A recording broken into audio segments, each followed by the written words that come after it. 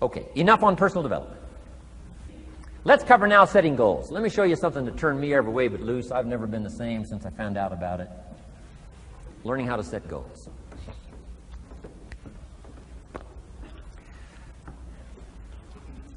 Not long after I met Mr. Schoaf, we're having breakfast one morning. Mr. Schoaf said, Mr. Rohn, now that we've gotten acquainted, we know each other fairly well, he said, maybe one of the best ways I can help you, he said, let me see your current list of goals. Let's go over them and talk about them. And I said, what? I don't have a list. He said, well, Mr. Rohn, if you don't have a list of your goals, he said, I can guess your bank balance within a few $100s. Which he did. And that got my attention. I said, you mean my bank balance would change if I had a list of goals? He said, drastically. So that day I became a student of setting goals. And I've used it to dynamically affect my life. I've taught it to some of my business colleagues. We use it to do business around the world. Setting goals. It can turn out to be a drama for your life. Here's what goals are. Your vision of the future. Your vision of the future. Now, there's two ways to face the future. One, with apprehension. Number two, with anticipation. Guess how most people face the future? With apprehension. Why? Major reason why. They don't have it well designed. They've left the design of their future to somebody else. And if you don't make plans of your own, guess what? You'll probably fall into someone else's plans. Guess what someone else may have planned for you? Not much. You got to make a list of this not much stuff. I'm telling you, people all their lives count on this not much list. If all of your negative relatives all turn positive, what will that do for your future? Not much. If prices come down a little, what will that do for your future? Not much. If the economy gets a little better, what will that do for your future? Not much. If circumstances get a little better, what will that do? Not much. If the weather gets a little better over the next few years, that'll do. Not much. I mean, you could go right down this whole scenario list. Most people all their lives, with their fingers crossed, count on this not much list. That's why 10 years from now, they'll be driving what they don't want to drive, living where they don't want to live, wearing what they don't want to wear, doing what they don't want to do, having what they don't want to have, maybe become what they didn't want to become. And it all starts by counting on something that's not going to count much. You say, well, then how can my life dramatically change? You got to count on yourself. And here's one of the things you got to count on. Your ability to design the future. It's called the promise. And the promise of the future, if you'll design it well, can have an awesome effect on your life.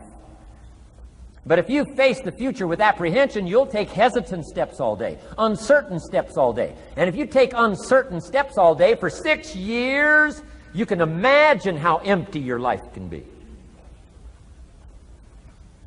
We've got to help our kids with the promise of the future. Now here's what's connected to the promise, the price. The price to pay. But I'm telling you, the price is easy if the promise is clear. One of the better notes to make for today. The price is easy if the promise is clear and powerful. But the price seems almost too much to pay. Too much to get over. Too much to accomplish if the promise isn't clear, if the promise isn't powerful. I'm telling you, kids will pay the disciplines if they can see the promise. One of our biggest challenges as parents in the 90s is to help our kids see the promise of the future. That's why I'm teaching financial independence, how to become wealthy and powerful and sophisticated and healthy and unique. All of the stuff kids would hope to go for. It's all possible. This is America. That's the promise of the future. The price, a few simple disciplines practiced every day. And I'm telling you, the kids will pay the price of the simple disciplines if they can see the promise of the future. But if they can't see, they don't want to pay. And the same is true of all of us. We will pay the most extraordinary disciplines if we can see the promise of the future, called setting goals. So I'm asking you to get a handle on the future. I'm asking you not to leave it to anyone else. Don't leave it to the company.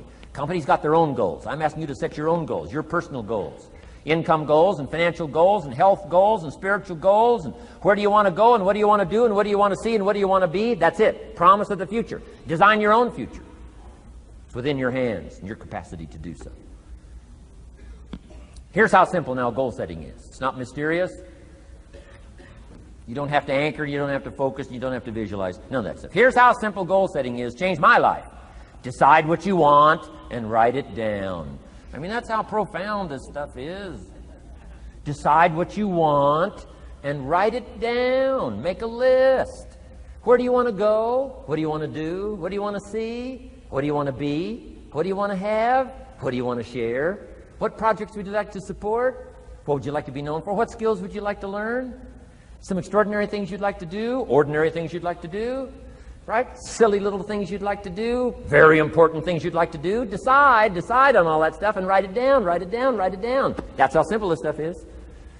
And it's your own private list. If it's really private, you know, on your list, put some stuff in code where nobody can understand it if this list fell into unfriendly hands. Okay. And simple things, whatever.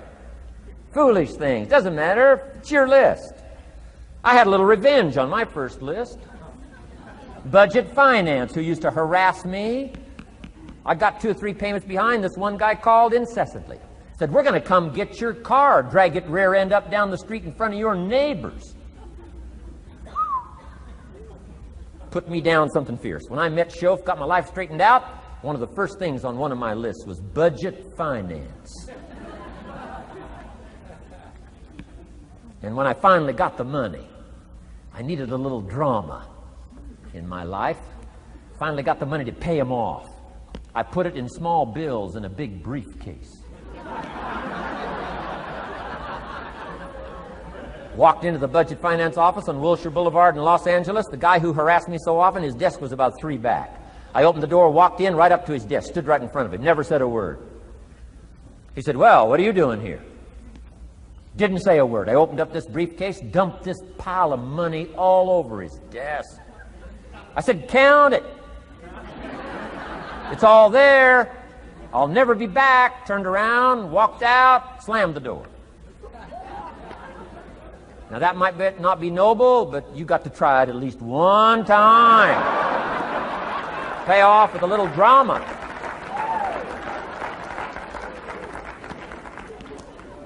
Got to check them off my list.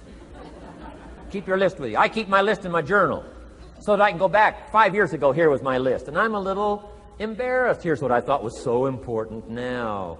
How my philosophy has changed. From 10 years ago, 5 years ago, 3 years ago.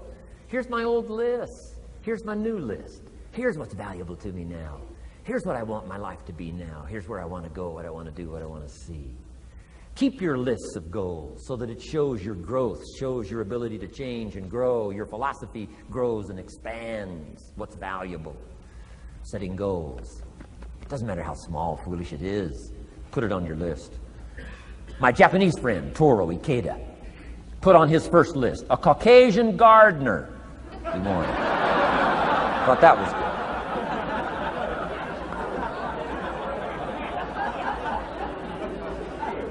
I like that.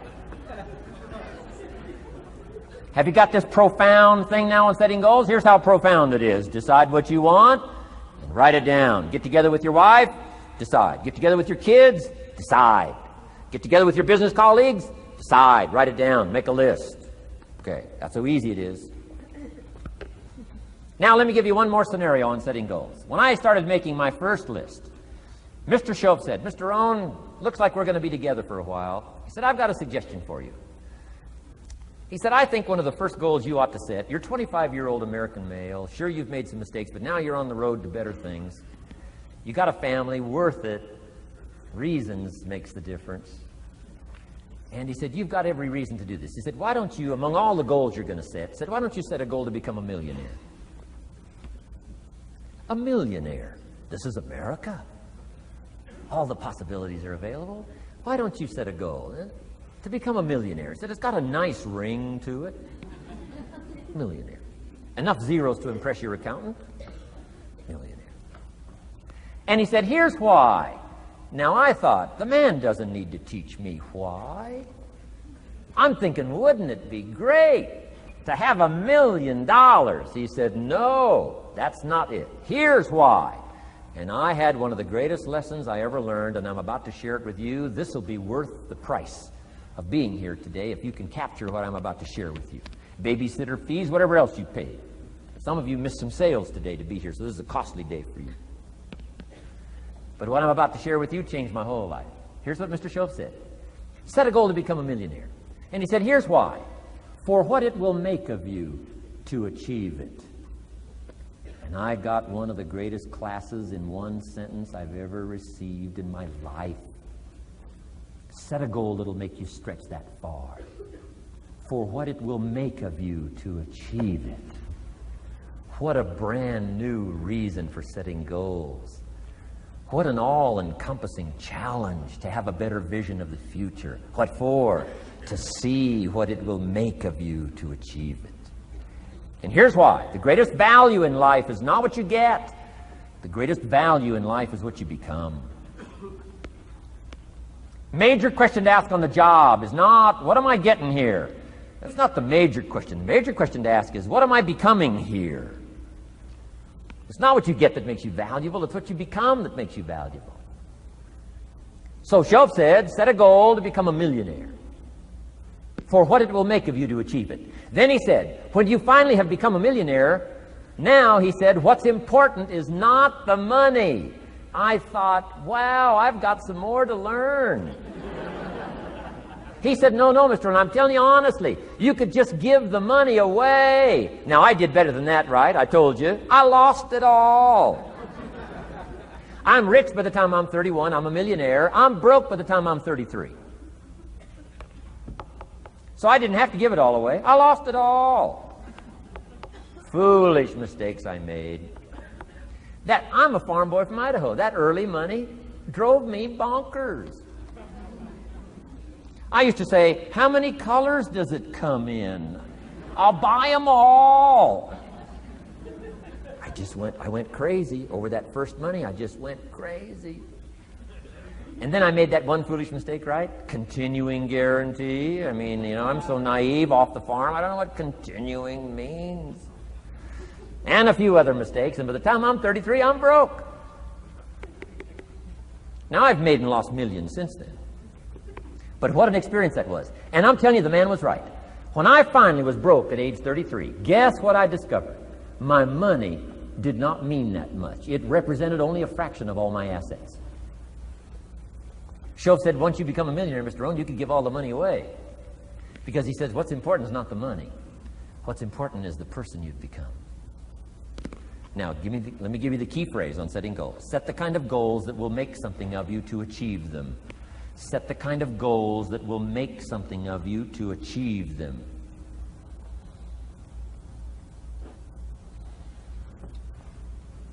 Always keep that in mind. What will this make of me? If I set this goal and go for it, not only will I achieve it, but what will it make of me in the process? What a whole new concept on setting goals. Now, there's two parts to this, and then we're wrapping up goals. Here's the first part now in this goal setting for what you become. Number one, don't set your goals too low.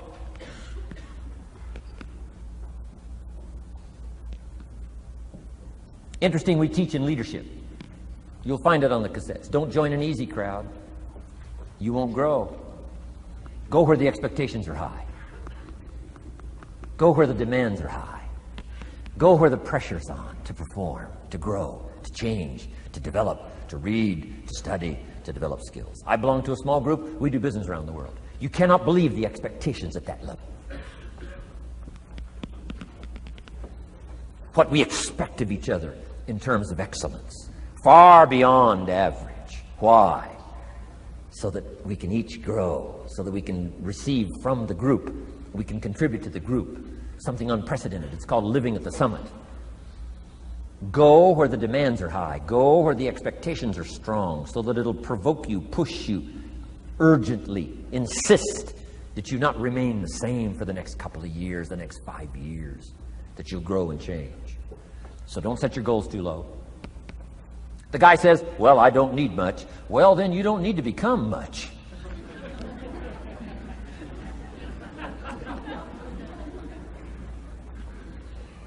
Now, here's the last part on setting goals. Don't compromise. Don't sell out. There were some things I went for back in those early years that I paid too big a price for. If I'd have known how much it was going to cost me, I never would have paid, but I didn't know. So don't sell out. Ancient phrase says, count the cost, count the cost, count the cost. An ancient story says, Judas got the money. You say, well, that's a success story. No. It's true, 30 pieces of silver in those days was a sizable fortune.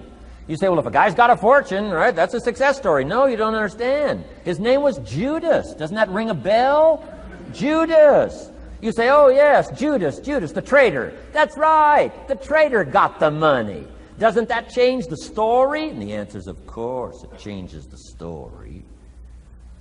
Interestingly enough, after Judas gets the money from becoming a traitor, he's got the money in his hot little hand, and now he's unhappy.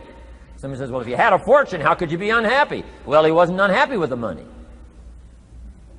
He was unhappy with himself.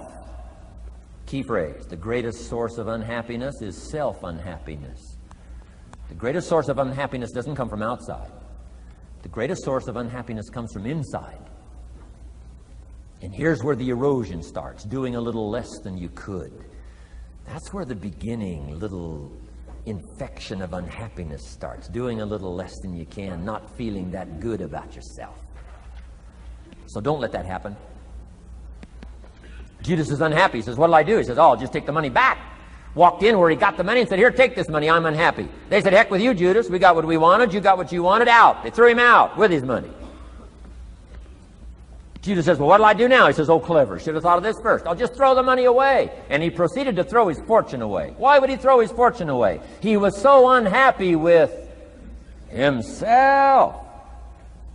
And that's not even the end of the scenario. After he threw his fortune away, he couldn't change what he became, a traitor. And now, in total abject frustration, he goes out and hangs his worthless self. Which all traitors should do, save the state the money.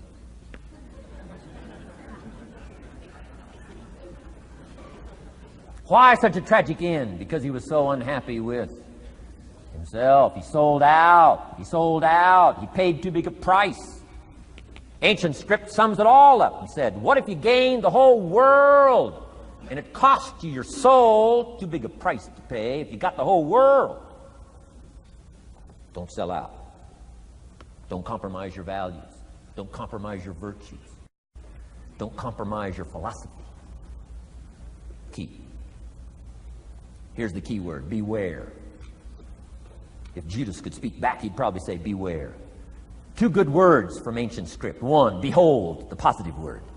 Behold the possibilities, behold the opportunity. Behold the drama, behold the awesomeness, behold the uniqueness. Behold the majesty, behold, behold. What a good word. But here's the other word. Beware, beware, beware. Don't sell out. Mark well what you become in pursuit of what you want. But I'm inspiring you, hopefully, to set the kind of goals that'll transform your life. Make you far better than you are, far stronger than you are. Okay.